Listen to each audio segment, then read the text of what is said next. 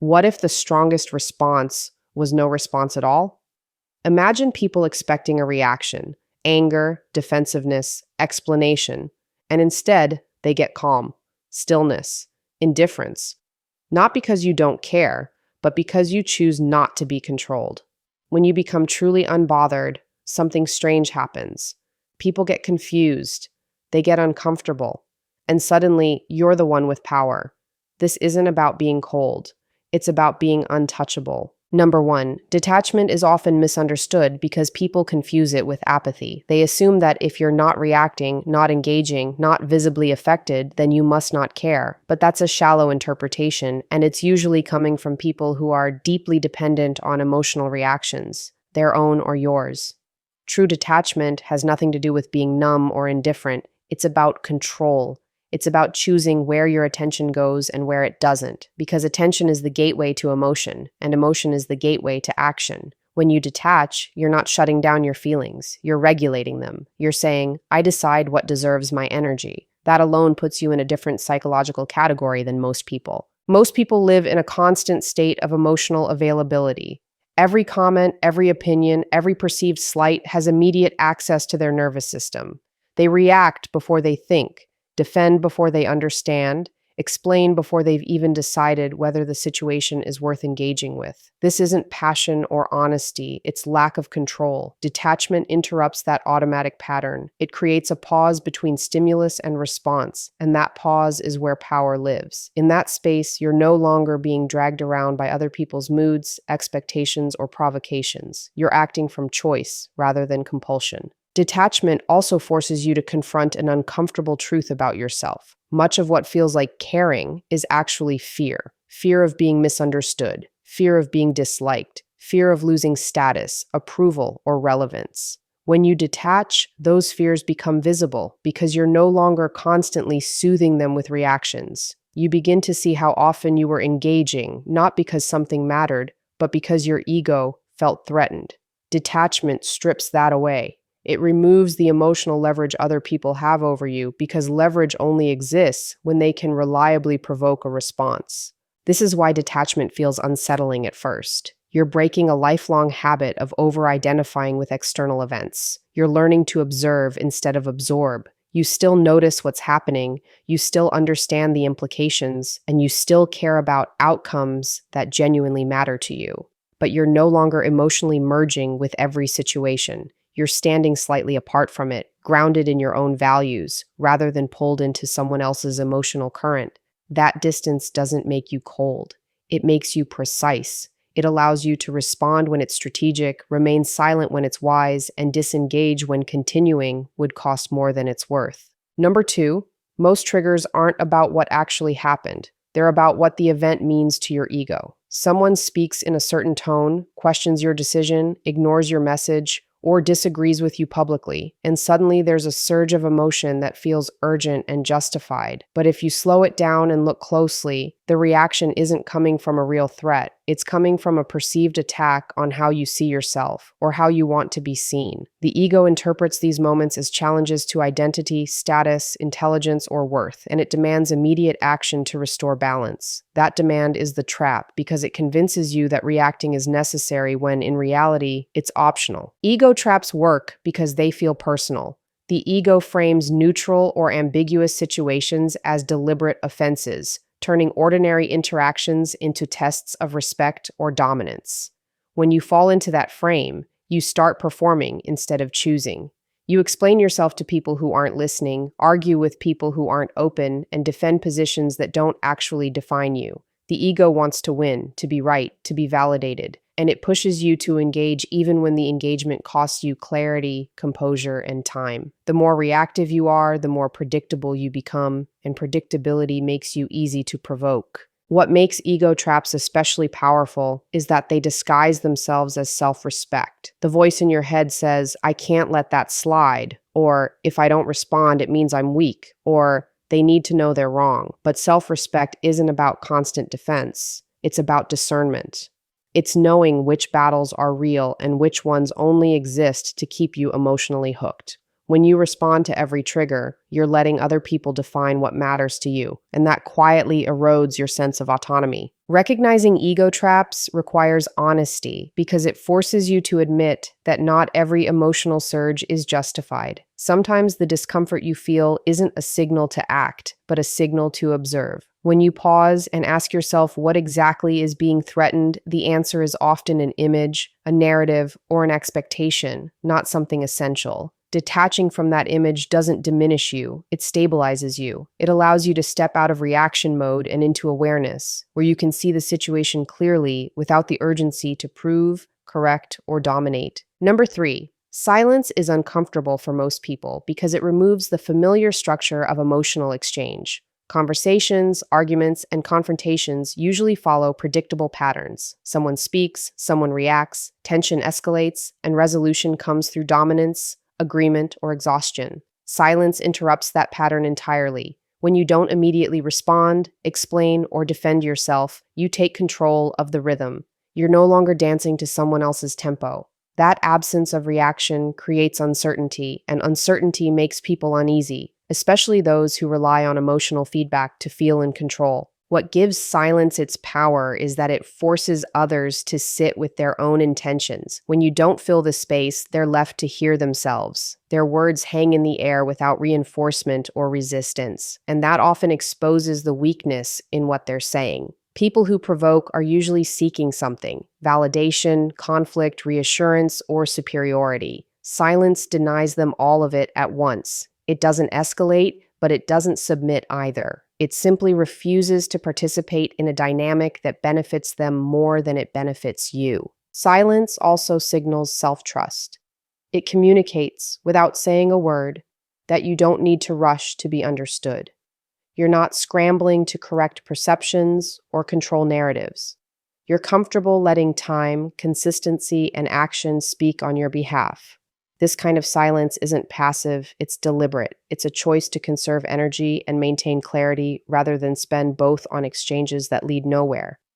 In a culture that equates constant expression with strength, restraint becomes a quiet form of authority. There's also a psychological discipline involved in choosing silence. It requires you to tolerate the discomfort of not reacting, of resisting the urge to justify yourself, and of allowing others to misinterpret you temporarily. That restraint builds internal stability. You learn that you can survive being misunderstood, that you don't collapse without immediate validation, and that not every moment requires your input. Over time, this changes how people relate to you. They become more cautious with their words, more aware of their behavior, and less inclined to test boundaries, because they sense they can't easily provoke a response or pull you into unnecessary conflict.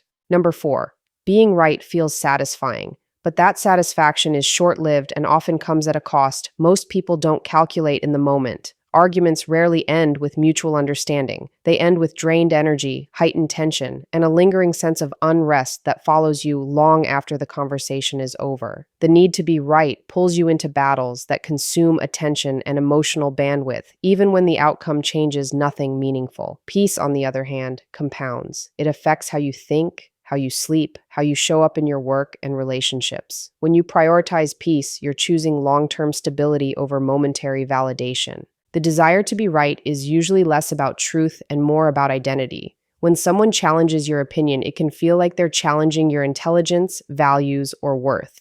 That's why the urge to correct, debate, or prove a point can feel so intense. But not every disagreement is a referendum on who you are. Many people aren't looking for truth. They're looking for confirmation of their own beliefs or an outlet for frustration. Engaging with that rarely leads to resolution. It only entangles you in someone else's internal conflict, turning your calm into collateral damage. Protecting your peace requires discernment. It means recognizing when a conversation has shifted from productive to performative, from curiosity to competition. At that point, continuing isn't strength, it's self-sabotage. Walking away, changing the subject, or choosing not to respond isn't a loss. It's a strategic withdrawal. You're acknowledging that your inner state matters more than winning an exchange that won't improve your life. This kind of restraint can feel counterintuitive at first, especially if you're used to equating assertiveness with engagement, but it builds a deeper form of confidence rooted in self-respect rather than dominance. Over time, valuing peace reshapes your priorities. You become more selective about where you invest your energy and more attuned to the emotional cost of unnecessary conflict. You start to notice how often being right requires you to carry resentment, replay conversations, or rehearse arguments in your head. Peace asks for none of that. It allows you to let go of the need to convince and focus instead on what actually sustains you: clarity, balance, and the freedom to move through your life without constantly defending your position. Number 5, people are used to emotional access. Consciously or not, they expect to be able to influence how others feel through words, tone, approval, disapproval, or pressure. When that access is suddenly removed, it disrupts a familiar dynamic. They say something intended to provoke, reassure, impress, or control, and they wait for a reaction to confirm that the connection is still intact. When nothing comes, or when the response is calm and neutral, it creates friction. The reaction you don't give them becomes more noticeable than any reaction you could have offered. This loss of emotional access often triggers escalation. People repeat themselves, raise their voice, become passive-aggressive, or exaggerate their point, all in an attempt to regain influence. It's not necessarily malicious, it's often unconscious. Emotional feedback reassures them that they still matter in the interaction, that their presence has an effect. When you remain grounded and unaffected, it forces them to confront the fact that their emotional cues no longer dictate your internal state. That confrontation can feel threatening, especially for those who rely on emotional leverage to navigate relationships. What's important to understand is that emotional access is not the same as intimacy. Intimacy is chosen and reciprocal. Emotional access, in this context, is assumed. It's the expectation that your mood, attention, or self-perception can be shifted on demand. When you set boundaries around that, you're not withdrawing from connection, you're redefining it.